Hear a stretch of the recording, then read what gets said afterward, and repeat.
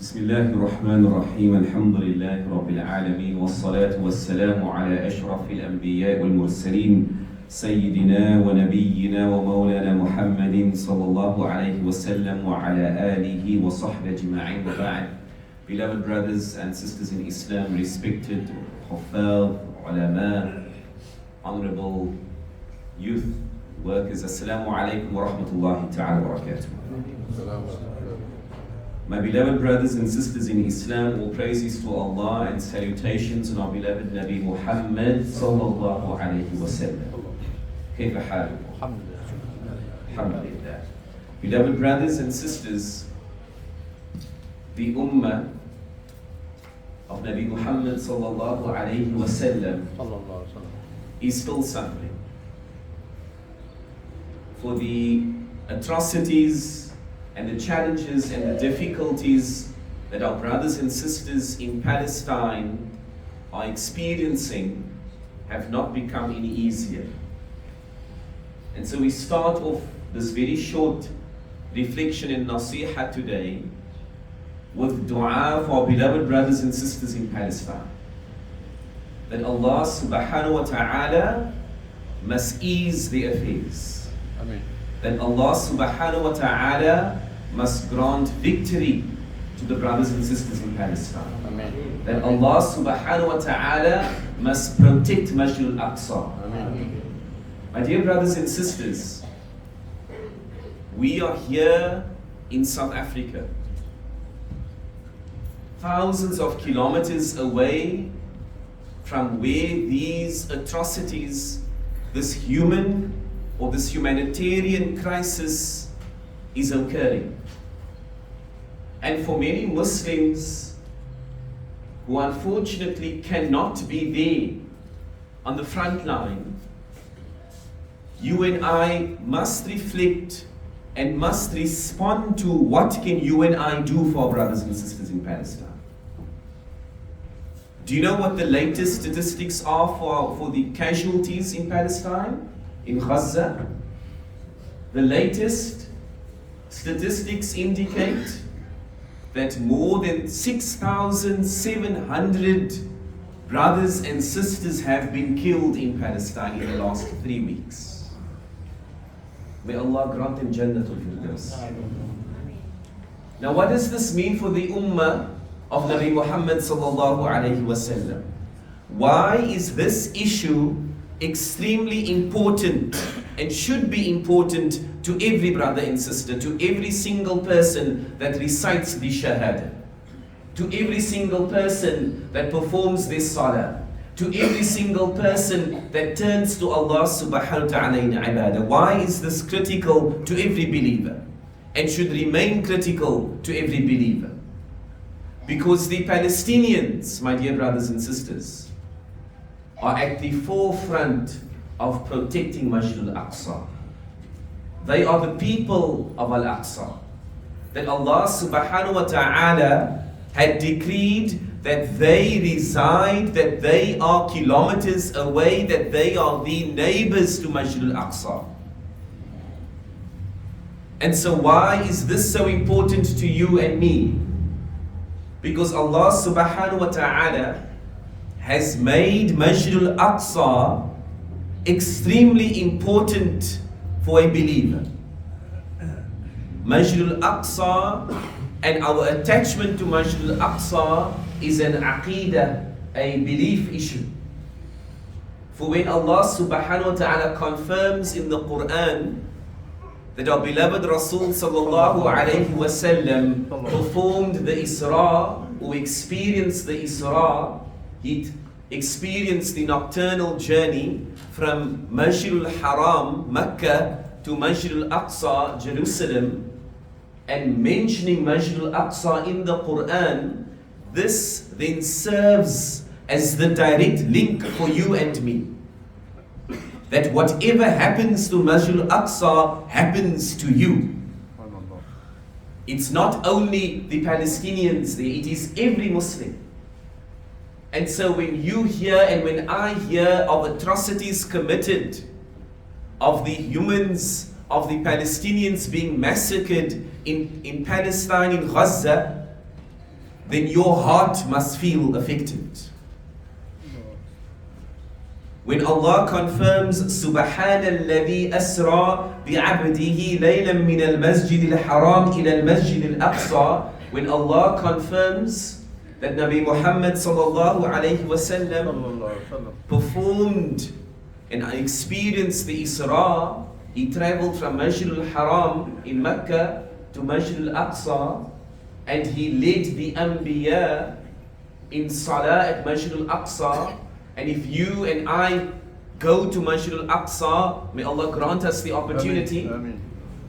I don't even hear an Ameen. May Allah grant us the opportunity. Ameen. Every believer must be attached to Masjid al-Aqsa. Ameen.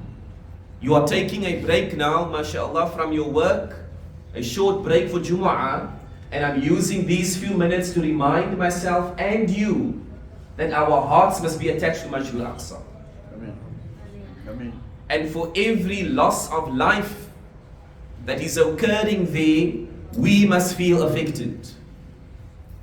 Because Allah decreed that our brothers and sisters in Palestine, in Palestine, in Gaza are at the forefront of defending Al-Aqsa.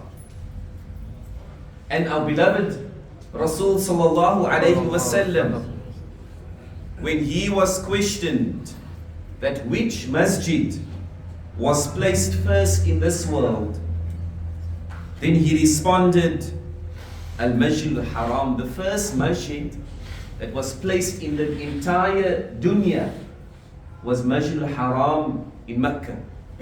And then when he was asked, Thumma ayn, which one thereafter? He responded, Qal al-Masjid al-Aqsa. The second masjid was Masjid al-Aqsa. Masjid al-Aqsa was also the first Qibla of the Muslims. Now think about that. That prior to the Kaaba Sharifa, Masjid al-Haram becoming the Qibla, prior to Masjid al-Haram, every Muslim had to perform their salah in the direction of Masjid al-Aqsa. And so I ask you, my dear brother and sister, to recognize the importance of this masjid and by extension the importance of the Palestinian struggle. It is not something that is isolated from us. It affects the entire ummah of Nabi Muhammad sallallahu alayhi wa sallam. When our beloved Rasul sallallahu alayhi wa sallam mentioned لا تشد الرحال إلا إلى ثلاث مساجد, that make a special attempt in your life to visit 3 masajid, 3 mosques. 3 masajid must be visited. If Allah affords you the opportunity, the finances, the visa, whatever is needed, you must go to 3 masajid. And those 3 masajid are also the 3 harams, as we say, for the Muslim ummah. The 3 places that are sacred for us. Masjid al-Haram in Mecca, Masjid al-Nabawi, Medina, and Masjid al-Aqsa, Jerusalem. And our beloved Rasul sallallahu alayhi wa sallam highlighted, my dear brother and sister, that for every salah performed in Masjid al-Aqsa, you get 500 times more reward. Can you imagine that? You are in this masjid today, mashallah, and you are getting your reward for this Jumu'ah. If Allah decrees that you get to perform Jumu'ah in Masjid al-Aqsa before you close your eyes for the final time in this world, your reward will be 500 times more. May Allah grant that to all of us. Ameen. My dear brothers and sisters, when we see the news, we get a very biased, if we watch mainstream news, we have a very biased representation of what is occurring in Palestine and Gaza. And sometimes the believer, the Muslim, is at times not even sure which narrative should I follow. Who is right? Let me explicitly declare today that the Muslim must always be on the side of Palestine. Always. No doubt, bila shak, without an iota of doubt, the Muslim must be on the side of the Palestinian who defends and will not leave Masjid al-Aqsa. Have you ever wondered with Muslim countries saying that Palestinians can come to them, can relocate to them. They can relocate to the Western world. There are avenues for them. They can seek refuge there. But they choose to remain in Gaza. They choose to remain in Palestine. Why, my dear brother and sister? Because they know that Allah had entrusted the protection of Al-Aqsa to them. And so if you watch the media, on social media of the Palestinians directly, you will see how fervent they are in remaining firm in their position not to give up the land of Palestine. Because giving up the land of Palestine is giving up Al-Aqsa. And I ask you, if I should just ask any Muslim, should we give up the land of Makkah al-Mukarramah to the West? You'd say, Sheikh, are you crazy? How could you even consider that? But it's the exact same scenario here. That Masjied-dul is the haram of the Muslims. And so we must work extensively and make dua extensively and respond extensively to the Palestinian cause. My dear brothers and sisters, you might ask yourself, with communities around the world responding in different ways, what should a Muslim do? What should a Muslim do? What should you and I be doing? What should our response be to the Palestinian issue? And if I had to ask you, what power do you have? You might say to me, well, I'm not the president of a country. I don't have millions in my bank account. I can't do much. If that is your thought, my dear brother and sister, then you are completely wrong. For every believer, firstly, every Muslim has of the greatest powers. And what is that? Dua. Jazakallah khairan. Because the weapon of the believer is dua. And la yaruddu al-qada illa dua. The only thing that can change preordainment, that can change the decree of Allah, is dua. That Allah might have written that this is what has to occur, but it could be your dua here, your dua in this masjid, in this Mubarak waqt, that Allah accepts, that saves Palestine. For Allah knows what is in your heart. And Allah knows how connected to Al-Aqsa you might be. So my dear brother and sister, the first duty that you have is the duty of dua. May Allah subhanahu wa ta'ala free Palestine. Amen. And then the second part that I want to talk about, my dear brother and sister, is what assistance can be offered to Palestine? What assistance? For Allah subhanahu wa ta'ala mentions and confirms وَلَيَنْصُرَنَّ اللَّهُ مَنْ يَنْصُرُهُ, that Allah subhanahu wa ta'ala will assist those who assist Allah subhanahu wa ta'ala. That Allah will assist those who assist Allah subhanahu wa ta'ala, who assist Allah's path. And so what assistance can you render? My dear brother and sister, as you are in this masjid today, I'm quite sure if I had to ask you, how can Allah assist you? You can give me a list. Allah can assist you maybe in your business, in your rizq, in your marriage, in your family. You can mention a very long list of how Allah can assist you. But Allah confirms that Allah will assist the person who assists him. And so how will you assist Allah subhanahu wa ta'ala? That is the question I'm giving to you from this position today. How can you assist Allah? And by extension, how can you assist the people of Palestine? And there are things that you and I can do. When there are programs, the first thing, when there are programs of demonstration, when there are programs of rallies and so forth, on your social media, on your WhatsApp, on your Facebook, whatever space you occupy, if you can add your voice or support the voice of pro-Palestine, then you are assisting Allah subhanahu wa ta'ala. What have we noted in the last week? And I firmly believe it is because of the dua of the ummah.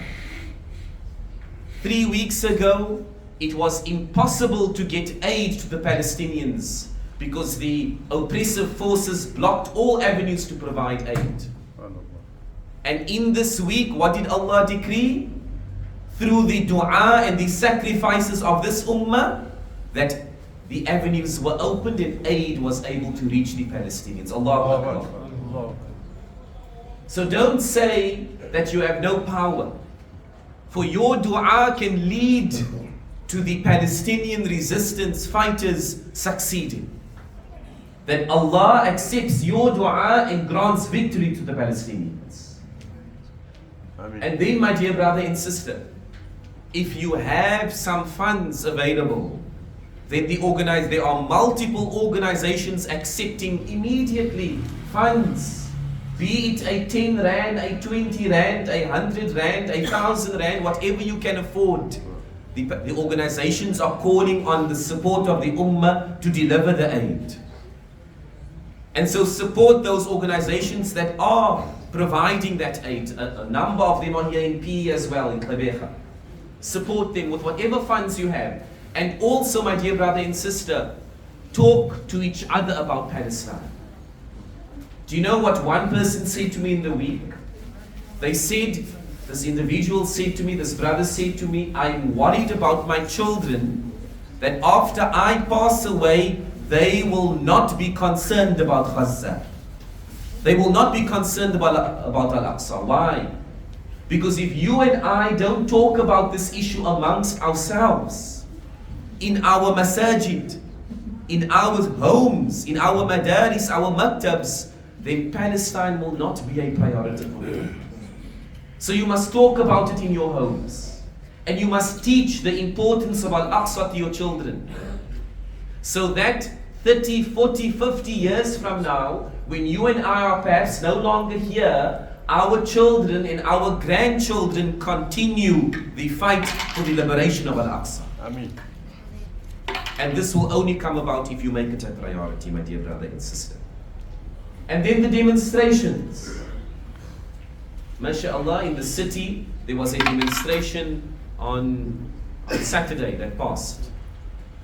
And there are going to be more demonstrations this weekend and in the weekends to come.